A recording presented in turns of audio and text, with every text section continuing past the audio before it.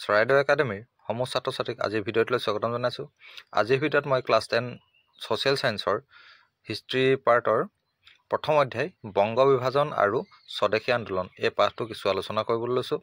পাঠটোৰ মূল আলোচ্য বিষয়সমূহ হৈছে বংগভংগৰ পটভূমি, স্বদেশী আন্দোলন, জাতীয় সাহিত্য, স্বদেশী আন্দোলনত মহিলাৰ ভূমিকা, মুছলিম লীগৰ প্ৰতিষ্ঠা, স্বদেশী আন্দোলন আৰু জাতীয় কংগ্ৰেছ, স্বদেশী আন্দোলনৰ অৱদান, বংগ বিভাজন, স্বদেশী আন্দোলনৰ ফলাফল, জাতীয় শিক্ষা, স্বদেশী শিল্প উদ্যোগ আৰু চৰকাৰৰ আন্দোলন বিৰোধী কৰ্মপন্থা। প্ৰস্তাৱনা: বংগ বিভাজন ভাৰতৰ স্বাধীনতা আন্দোলনৰ এটা অতি গুৰুত্বপূৰ্ণ অধ্যায়। ভাইচৰয় লৰ্ড নেথানিয়েল কাৰ্জনৰ শাসনকালত, অৰ্থাৎ তেওঁৰ শাসনকাল আছিলে 1899 চনৰ পৰা 1905, সেই সময়ছোৱাতে সংঘটিত বংগ বিভাজন ভাৰতৰ ৰাজনৈতিক ইতিহাসৰ এটা যুগান্তকাৰী ঘটনা। ভাইচৰয় কোন আছিলে?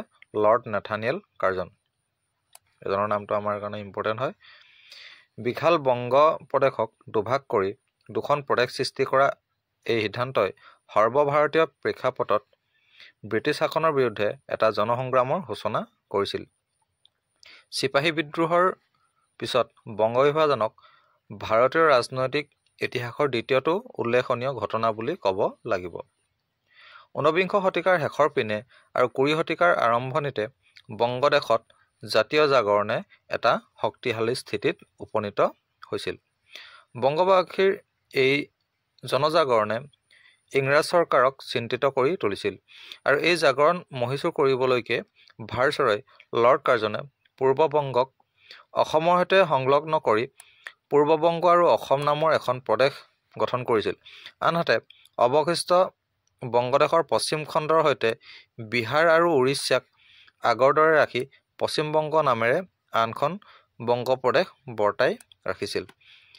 বংগ বিভাজনক কেন্দ্ৰ কৰি সমগ্ৰ দেশ ঐক্যবদ্ধ হোৱাৰ লগতে ভাৰতীয়ৰ মনত জাতীয় চেতনাৰ ক্ষেত্ৰত এটা নতুন যুগৰ সূচনা হৈছিল। প্ৰকৃতপক্ষে ব্ৰিটিছ শাসনৰ বিপক্ষে বংগভংগ বিৰোধী আন্দোলনটো আছিল সৰ্বভাৰতীয় পৰ্যায়ৰ প্ৰথমটো সক্ৰিয় জাতীয় সংগ্ৰাম।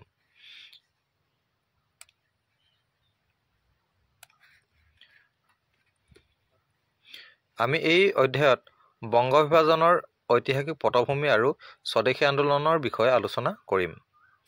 প্ৰথম পইণ্টটো আছে যে বংগভংগৰ পটভূমি। বংগ বিভাজন কিয় হৈছিল? 1773 খ্ৰীষ্টাব্দত ইংলেণ্ডৰ চৰকাৰে নিয়ন্ত্ৰণকাৰী আইন ৰেগুলেটিং এক্ট 1773 প্ৰৱৰ্তন কৰি বংগ প্ৰেচিডেন্সিৰ গভৰ্ণৰ পদটো গভৰ্ণৰ জেনেৰেল পদলৈ উন্নীত কৰিছিল। এই ব্যৱস্থাটোৰ দ্বাৰা বোম্বাই আৰু মাদ্ৰাজৰ গভৰ্ণৰ দুগৰাকীক ফৰ্ট উইলিয়ামৰ গভৰ্ণৰ জেনেৰেলৰ তলতীয়া কৰা হৈছিল। ফৰ্ট উইলিয়ামৰ গভৰ্ণৰ জেনেৰেলগৰাকীৰ শাসনৰ কৰ্তৃত্ব বিশাল হোৱাৰ পৰিপ্ৰেক্ষিতত বংগপ্ৰদেশ শাসনৰ দায়িত্ব এগৰাকী লেফটেনেণ্ট গভৰ্ণৰৰ হাতত অৰ্পণ কৰে যদিও উত্তৰ আৰু পূব ভাৰতৰ বিশাল এলেকা আৱৰি ৰখা বংগপ্ৰদেশৰ সুশাসন এজন লেফটেনেণ্ট গভৰ্ণৰৰ দ্বাৰা বৰ্তাই ৰখাটো সম্ভৱ হৈ উঠা নাছিল। চিপাহী বিদ্ৰোহৰ পিছত ভাৰতীয় প্ৰশাসনিক ব্যৱস্থাটো নতুনকৈ সজাই তোলাৰ প্ৰক্ৰিয়া হাতত লোৱাৰ সময়ত ব্ৰিটিছ বিষয়াসকলৰ ভাৱ-চিন্তাত বংগ বিভাজনৰ বিষয়টোৱে ঠাই পাইছিল। ইংলেণ্ডৰ গৃহ চৰকাৰ আৰু ভাৰত চৰকাৰৰ মাজত বিস্তাৰিত আলোচনাৰ অন্তত পূব ভাৰতৰ এটা বিশাল এলেকাক বংগদেশৰ পৰা বিচ্ছিন্ন কৰাৰ সিদ্ধান্ত গ্ৰহণ কৰা হৈছিল।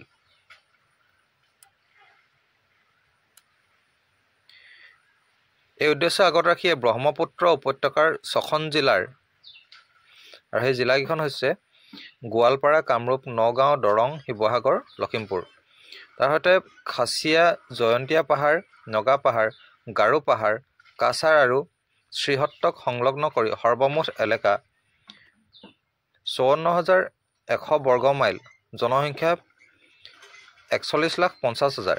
1874 খ্ৰীষ্টাব্দৰ 7 ফেব্ৰুৱাৰী তাৰিখে অসম নামৰ প্ৰদেশখন গঠন কৰা হয়।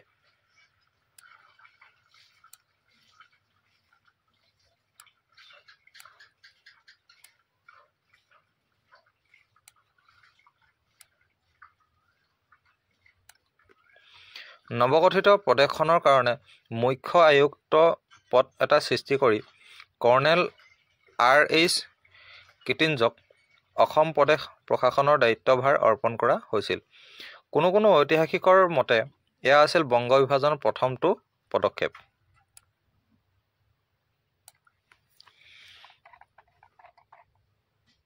ইয়াতে এই কিছুমান এনেদৰে বাকচত লিখা থাকে, এইখিনি খুব ইম্পৰ্টেণ্ট হয়।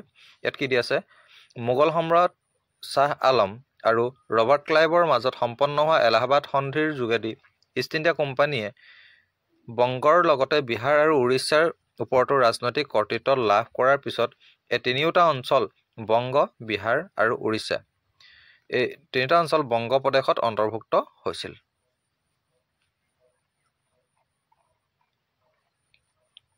ইয়াত কি দি আছে, গভৰ্ণৰ ৰবাৰ্ট ক্লাইভৰ পৰা লৰ্ড ডেলহাউছিৰ সময়লৈকে প্ৰায় সমগ্ৰ ভাৰতবৰ্ষত ব্ৰিটিছ সাম্ৰাজ্যবাদৰ উপনিৱেশ স্থাপন হোৱাৰ পিছত কলিকতা, বোম্বাই আৰু মাদ্ৰাছ ইষ্ট ইণ্ডিয়া কোম্পানীৰ তিনিটা ঘাই শাসন কেন্দ্ৰত পৰিণত হৈছিল। প্ৰত্যেকটো কেন্দ্ৰৰ সৰ্বোচ্চ শাসকগৰাকীক প্ৰেচিডেণ্ট বিষয়বাব দিয়া হৈছিল আৰু প্ৰেচিডেণ্টৰ তলতীয়া শাসনযন্ত্ৰটো প্ৰেচিডেন্সি হিচাপে জনাজাত হৈছিল। বংগ বিভাজনৰ ক্ষেত্ৰত দুজন ইংৰাজ বিষয়াই লৰ্ড কাৰ্জনক বিশেষভাৱে সহায় কৰিছিল। এজন আছিল মধ্যপ্ৰদেশৰ মুখ্য আয়ুক্ত এণ্ড্ৰু ফ্ৰেজাৰ আৰু আনজন অসমৰ মুখ্য আয়ুক্ত জন বেমফিল্ড ফুলাৰ।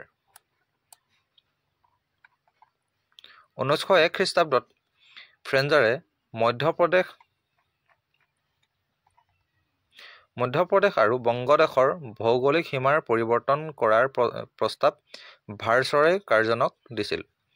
ফ্ৰেজাৰে বংগৰ 7,80,00,000 বৰ্ধিত জনসংখ্যাৰ বিষয়টো উল্লেখ কৰি সম্বলপুৰ আৰু উৰিষ্যাক বংগপ্ৰদেশৰ পৰা বিচ্ছিন্ন কৰি মধ্যপ্ৰদেশৰ লগত চামিল কৰাৰ প্ৰস্তাৱ দিছিল। একে সময়তে অসমৰ মুখ্য আয়ুক্ত ফুলাৰেও চাহ ব্যৱসায় সম্প্ৰসাৰণৰ স্বাৰ্থত তেওঁ অসমৰ লগত চট্টগ্ৰামক সংলগ্ন কৰাৰ প্ৰস্তাৱ দিছিল। লৰ্ড কাৰ্জনে ফ্ৰেজাৰ আৰু ফুলাৰৰ দুয়োটা প্ৰস্তাৱ মনোযোগেৰে অধ্যয়ন কৰিছিল। প্ৰস্তাৱ দুটা তেওঁৰ মনঃপূত হৈছিল আৰু তাক কাৰ্যকৰী কৰাৰ ইচ্ছা প্ৰকাশ কৰিছিল।